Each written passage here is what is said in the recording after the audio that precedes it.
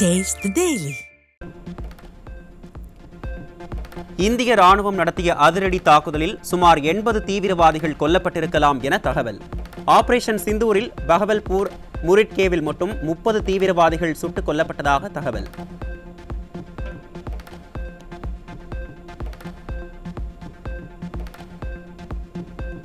பாகிஸ்தானில் 9 பயங்கரவாத முகாம்கள் மீது நள்ளிரவில் இந்திய ராணுவம் அதிரடி தாக்குதல். ஆபரேஷன் சிந்தூர் என்ற பெயரில் பாகிஸ்தான் மீது ஏவுகணை தாக்குதலை தொடங்கியது இந்தியா.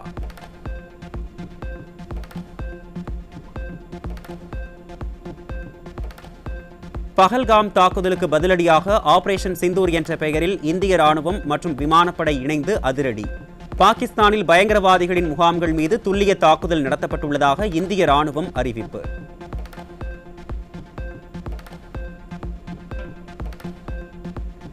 இந்தியா ஆபரேஷன் சிந்தூர் தாக்குதல் நடத்திய நிலையில் எல்லையில் பாகிஸ்தான் ராணுவம் அத்துமீறல். ஜம்மு காஷ்மீரில் எல்லை கட்டுப்பாட்டு கோடு அருகே நடத்தப்பட்ட தாக்குதலில் 3 அப்பாவி பொதுமக்கள் உயிரிழந்ததாக தகவல்.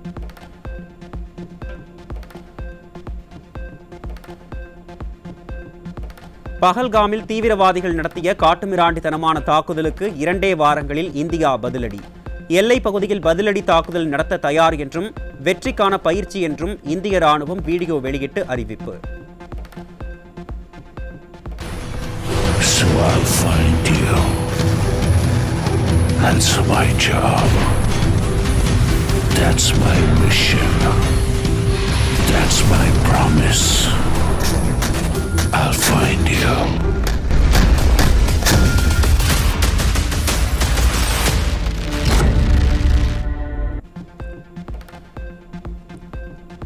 பாகிஸ்தான் ராணுவத்தை குறிவைத்து தாக்குதல் நடத்தப்படவில்லை. மிகுந்த நிதானத்துடன் இலக்குகளை தேர்ந்தெடுத்து தாக்குதல் நடத்தப்பட்டதாகவும் இந்திய ராணுவம் விளக்கம்.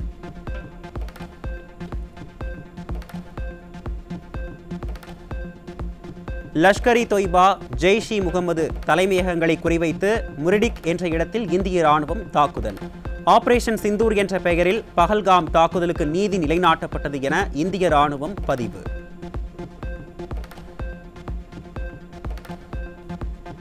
பாகிஸ்தானின் கோட்லி, முசாராபாத், பாவல்பூர் ஆகிய பகுதிகளில் பயங்கரவாத முகாம்களை குறிவைத்து இந்தியா ஏவுகணை தாக்குதல். 9 இடங்களில் இந்தியா தாக்குதல் நடத்தியுள்ள நிலையில் இடம் நேரத்தை முடிவு செய்து இந்தியாவுக்கு பதிலடி கொடுப்போம் என்றும் பாகிஸ்தான் தரப்பில் அறிவிப்பு.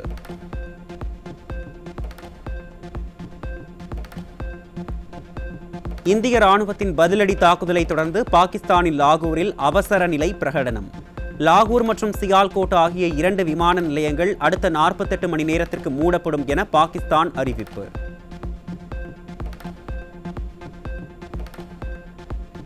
இந்தியா பாகிஸ்தான் இடையேயான பதற்றம் விரைவில் தணியும் என்று அமெரிக்க அதிபர் டிரம்ப் நம்பிக்கை.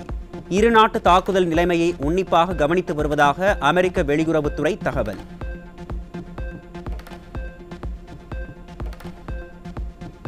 ஸ்டாலின் தலைமையிலான திமுக அரசு பொறுப்பேற்று 4 ஆண்டுகள் ஆகின்றன. ஸ்டாலின் மாடல் ஆட்சியில் சராசரி நாள் எப்படி இருக்கிறது என்பதற்கு நேற்றைய ஒரு நாள் செய்திகளை சாட்சி என எதிர்க்கட்சித் தலைவர் எடப்பாடி கே பழனிசாமி விமர்சனம்.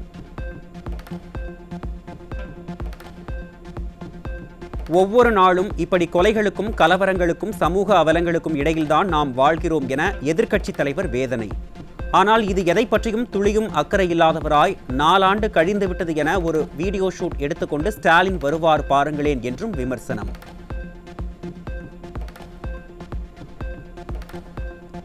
குழந்தைகள் பாதுகாப்பின்மை, முதியவர்கள் கொலை, கொள்ளை, போதைப் பொருள் புழக்கம், கள்ளச்சாராய மரணங்கள், அரசியல் படுகொலைகள் என 4 ஆண்டுகளாக தமிழ்நாட்டை நாசமாக்கிய ஸ்டாலின் மாடல். ஆக 4 ஆண்டு ஸ்டாலின் மாடல் ஆட்சிக்கு சவக்குழிக்கு சென்ற சட்டம் ஒழுங்கே சாட்சியாக உள்ளதாக எதிர்க்கட்சிகள் குற்றச்சாட்டு.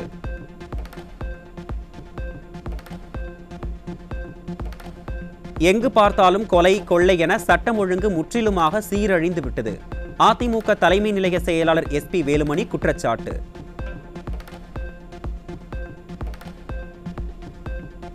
நீலகிரி மாவட்டம் கூடலூர் பகுதியில் திருமணம் செய்து கொள்வதாக ஆசை வார்த்தை கூறி பள்ளி மாணவியை மிரட்டி பாலியல் துன்புறுத்தல் செய்த இளைஞர் மீது போக்சோ சட்டம் பாய்ந்தது. ஸ்டாலின் ஆட்சியில் பள்ளி மாணவிகள் சுதந்திரமாக பள்ளிக்கு சென்று வரக்கூட முடியாத சூழ்நிலை ஏற்பட்டுள்ளதாக பெற்றோர் வேதனை. சென்னை அண்ணா நகரில் நகைக்கடையில் வேலை செய்து வந்த பெண்ணை திருமணம் செய்து கொள்வதாக ஆசை வார்த்தை கூறி பாலியல் வன்கொடுமை செய்த கடை மேலாளர். திருமணம் செய்து கொள்ளுமாறு கேட்டதற்கு அப்பெண்ணுக்கு கொலை மிரட்டல் விடுத்த கடை மேலாளர் பிடிபட்டார்.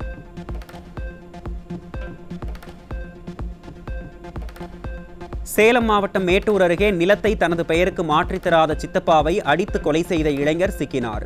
திமுக ஆட்சியில் காவல்துறை மீது சிறிதும் பயம் இல்லாததால் கொலை சம்பவம் சர்வசாதாரணமாக நடைபெறுவதாக மக்கள் குற்றச்சாட்டு.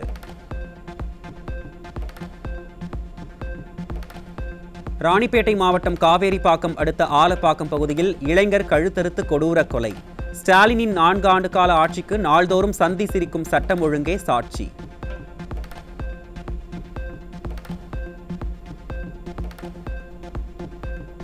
இந்திய எல்லையில் பதற்றம் அதிகரித்துள்ள சூழலில் நாடு முழுவதும் இன்று 244 மாவட்டங்களில் பாதுகாப்பு சார்ந்த போர்க்கால ஒத்திகை நடைபெறவுள்ளது.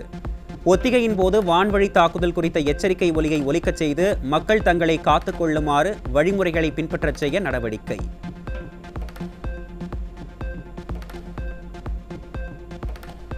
பஹல்காம் விவகாரத்தில் பாகிஸ்தானுக்கு தக்க பதிலடி கொடுக்க இந்தியா தயாராகி வரும் நிலையில் பாகிஸ்தானின் முக்கிய ராணுவ தலைவர்கள், முக்கிய பிரமுகர்கள் வெளிநாடுகளுக்கு தப்பியது உறுதியாகியுள்ளது.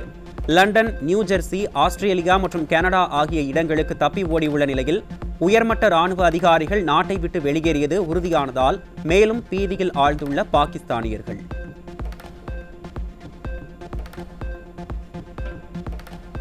சிட்கோ நிலத்தை போலி ஆவணங்கள் மூலம் மா. சுப்பிரமணியன் அபகரித்து அதிகார துஷ்பிரயோகத்தை ஈடுபட்டதாக புகார். திமுக அமைச்சர் மா. சுப்பிரமணியன் மற்றும் அவரது மனைவி ஆகியோர் மே 23 நேரில் ஆஜராகவில்லை என்றால் குற்றச்சாட்டு பதிவு செய்யப்படும் என சென்னை சிறப்பு நீதிமன்றம் எச்சரிக்கை.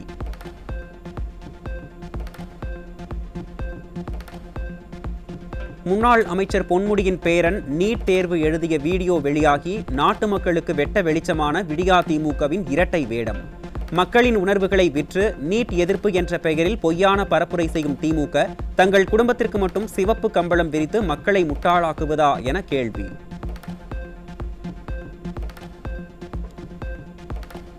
சென்னை ஓட்டேரியில் இளைஞர்களின் வாழ்வை சீரழிக்க விற்பனை செய்யப்பட்ட உயர் ரக கஞ்சாவுடன் கல்லூரி மாணவர்கள் உட்பட 4 பேர் சிக்கினர். நிர்வாக திறனற்ற ஸ்டாலின் ஆட்சியில் கல்லூரி மாணவர்களும் கஞ்சா விற்பனையாளர்களாக மாறி வருவதால் பெற்றோர் அச்சம்.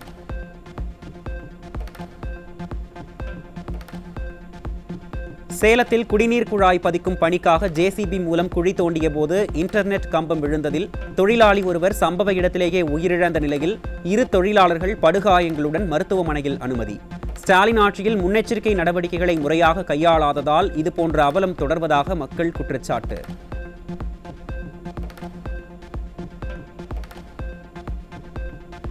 திருவள்ளூர் வீரராகவர் கோயில் குளத்தில் மூழ்கி பாடசாலை மாணவர்கள் 3 பேர் பரிதாபமாக உயிரிழந்த சோகம். அலட்சியத்துடன் செயல்பட்ட இந்து சமய அறநிலையத்துறை குளத்தில் தடுப்புகள் அமைத்து அசம்பாவிதங்களை தடுக்க வேண்டும் என மக்கள் வலியுறுத்தல்.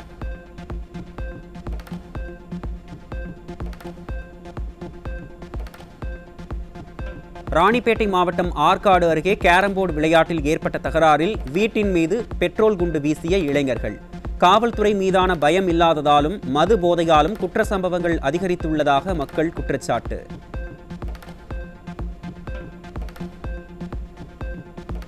தென்காசி மாவட்டம் கடையநல்லூர் அருகே வீட்டில் தனியாக இருந்த சிறுவனை கட்டி போட்டுவிட்டு 51,000 ரூபாயை கொள்ளையடித்துச் சென்ற முகமூடி கொள்ளையர்கள்.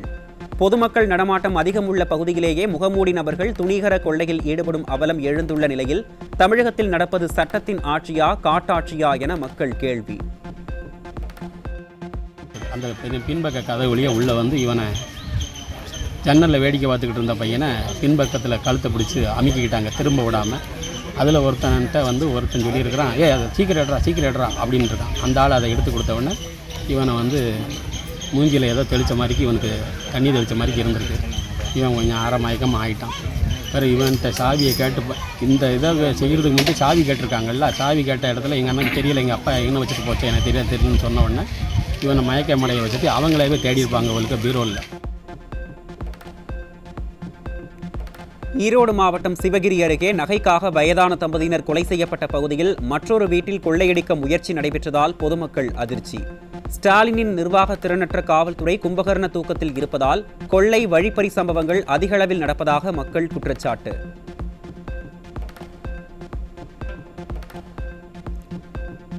தருமபுரியில் ஓய்வு பெற்ற அரசு அதிகாரியின் வீட்டு கதவை உடைத்து 52 சவரன் தங்க நகை கொள்ளை.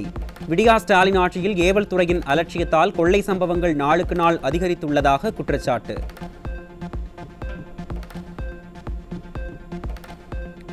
அரியலூரில் 1 கோடி ரூபாய் மதிப்புள்ள நகைகள் கொள்ளை.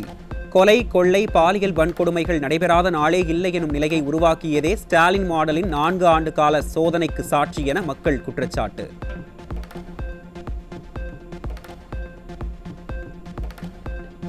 தஞ்சாவூர் மாவட்டம் பாபநாசம் அருகே கத்தியை காட்டி மிரட்டி வழிப்பறியில் ஈடுபட முயன்ற 2 இளைஞர்கள் சிக்கினர்.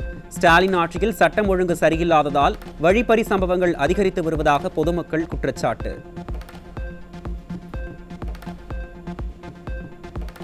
நீலகிரி மாவட்டத்தில் வருமானத்திற்கு அதிகமாக சொத்து சேர்த்த புகாரில் கிராம நிர்வாக அலுவலர் வீட்டில் நடைபெற்ற லஞ்ச ஒழிப்புத்துறை சோதனையில் கணக்கில் வராத ஆவணங்கள் பறிமுதல். விடியா ஸ்டாலின் ஆட்சியில் அரசு அதிகாரிகள் லஞ்சத்தில் திளைத்து வருகிறார்கள் என்பதற்கு சிக்கிய ஆவணங்களே முக்கிய சாட்சியாக உள்ளதாக மக்கள் குற்றச்சாட்டு.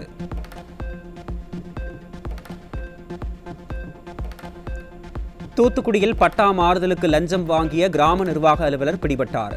விடியா திமுக ஆட்சியில் அரசு அதிகாரிகள் லஞ்ச லாவணியத்தில் திளைத்து வருவதாக மக்கள் குற்றச்சாட்டு.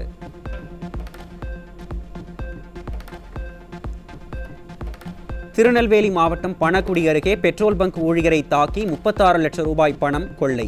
ஸ்டாலினின் கட்டுப்பாட்டில் உள்ள காவல்துறை முறையாக ரோந்து பணி மேற்கொள்ளாமல் கும்பகர்ண தூக்கத்தில் இருந்ததே காரணம் என குற்றச்சாட்டு.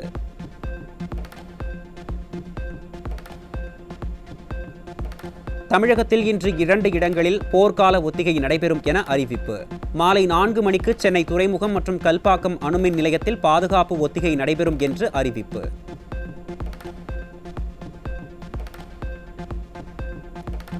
மயிலாடுதுறை மற்றும் சீர்காழி சுற்றுவட்டார பகுதிகளில் கடந்த 3 நாட்களாக மின்சாரமின்றி தவித்து வரும் மக்கள்.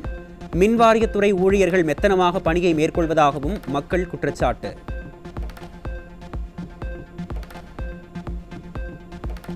ஈரோடு, திருத்தணி மற்றும் மதுரை விமான நிலையத்தில் தலா 103 டிகிரி ஃபாரன்ஹீட்டும், திருச்சியில் 102 டிகிரி ஃபாரன்ஹீட்டும் வெயில் வாட்டியது. பாளையங்கோட்டை, மதுரை நகரத்தில் 101 டிகிரியும், சேலம், கரூர், பரமத்தி, தஞ்சையில் 100 டிகிரி ஃபாரன்ஹீட்டும் வெப்பம் சுட்டெரித்ததால் மக்கள் கடும் அவதி.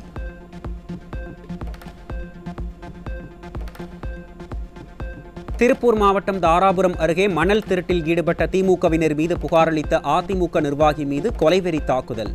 அராஜகத்தில் ஈடுபடும் மணல் திருட்டு கும்பல் மீது ஏவல் துறை உரிய நடவடிக்கை எடுக்குமா அல்லது வேடிக்கை பார்க்குமா என மக்கள் கேள்வி.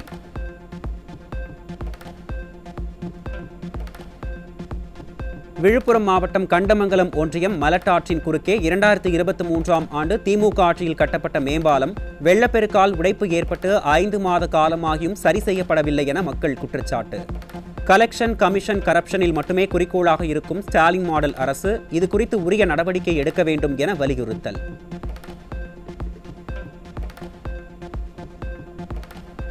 தமிழ்நாட்டில் உள்ள அரசு கலை மற்றும் அறிவியல் கல்லூரிகளில் இன்று ஆன்லைன் விண்ணப்ப பதிவு தொடங்கும் என அறிவிப்பு.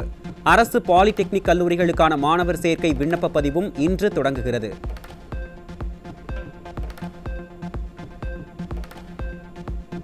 பன்னிரண்டாம் வகுப்பு பொதுத் தேர்வு முடிவுகள் நாளை வெளியாகும் என பள்ளிக் கல்வித்துறை அறிவிப்பு.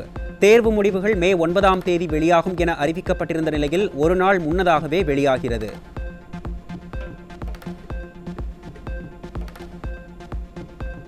பொறியியல் கல்லூரிகளில் 2025-26ஆம் ஆண்டு மாணவர் சேர்க்கைக்கான கலந்தாய்விற்கு இன்று முதல் விண்ணப்பிக்கலாம். கல்லூரி மற்றும் பாடவாரியாக கடந்த 5 ஆண்டுகளின் கட் ஆஃப் மதிப்பெண்கள் ஆன்லைனில் ஏற்கனவே வெளியிடப்பட்ட நிலையில் தற்போது கலந்தாய்விற்கான அறிவிப்பு வெளியாகியுள்ளது.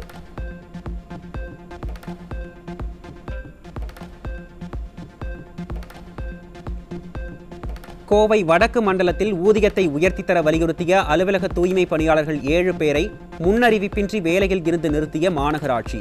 ஸ்டாலின் ஆட்சியில் மாநகராட்சியின் புதிய டெண்டர்களால் தங்களது வாழ்வாதாரம் பாதிக்கப்படுவதாக தூய்மை பணியாளர்கள் வேதனை.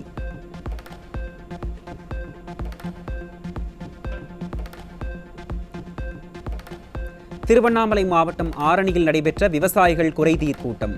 திமுக அரசு பால் விலை உயர்த்தி வழங்குவதாக அறிவித்துவிட்டு ஏமாற்றியதாக விவசாயிகள் குற்றச்சாட்டு.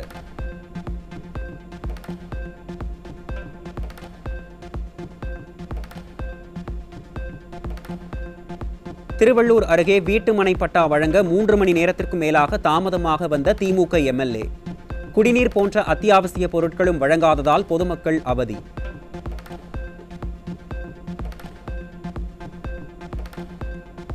செங்கல்பட்டு மாவட்டத்தில் தர்பூசணி சாகுபடியால் பாதிக்கப்பட்ட விவசாயிகளுக்கு நிவாரணம் வழங்க கோரி வரும் 15ஆம் தேதி சென்னையில் முற்றுகை போராட்டம்.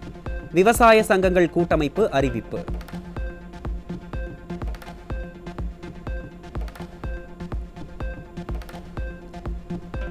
சென்னை போரூர் அருகே நாய் கடித்ததில் 6 வயது சிறுவன் காயம். விடிய அரசின் முதல்வர் முறையாக நாய் தொல்லை குறித்து ஆலோசனை கூட்டம் நடத்திய பிறகும் முறையான நடவடிக்கை என்பது கண் துடைப்பு நாடகமாகவே உள்ளதாக மக்கள் குற்றச்சாட்டு.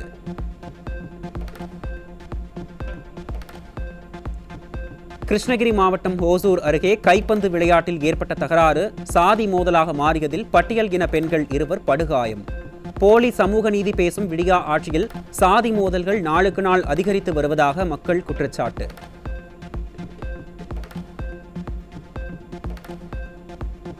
விருதுநகர் மாவட்டம் ஸ்ரீவில்லிபுத்தூர் அருகே நெல் நடவு செய்ய சென்றபோது விபத்தில் இறந்த 3 விவசாய தொழிலாளர்கள். இறந்த தொழிலாளர்கள் குடும்பத்திற்கு 5 லட்சம் ரூபாய் நஷ்ட ஈடு வழங்க கோரி காத்திருப்பு போராட்டத்தில் ஈடுபட்ட கிராம மக்கள் ஸ்டாலின் அரசை கண்டித்து கோஷம்.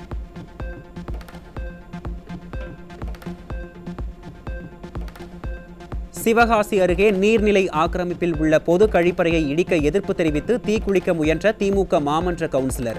ஸ்டாலின் ஆட்சியில் அடிப்படை வசதியான பொது கழிப்பறையை அகற்றுவதை கண்டித்து திமுக கவுன்சிலரே போராடும் அவலநிலை.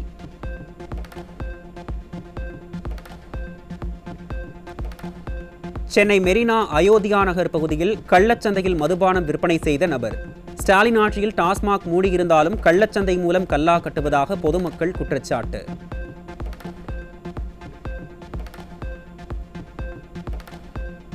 தஞ்சை பெரிய கோயிலில் சித்திரை பெருவிழாவின் முக்கிய நிகழ்வான தேர் திருவிழா வெகு விமர்சையாக தொடங்கியது. ஆயிரக்கணக்கான பக்தர்கள் தேரை வடம் பிடித்து இழுத்து வழிபாடு.